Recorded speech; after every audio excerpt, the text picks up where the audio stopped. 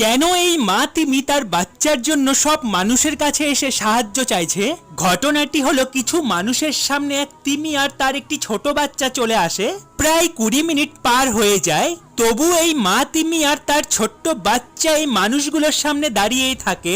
তিমি যদি কোনো মানুষকে অ্যাটাক করতে চায় তাহলে সে দেরি করে না, সাথে সাথে মানুষের ওপর অ্যাটাক করে দেয়। তারপর মানুষগুলো ভাবলো যে তারা জলের ভিতরে গিয়ে দেখবে যে মা তিমি আর তার বাচ্চা কেন এমন করছে।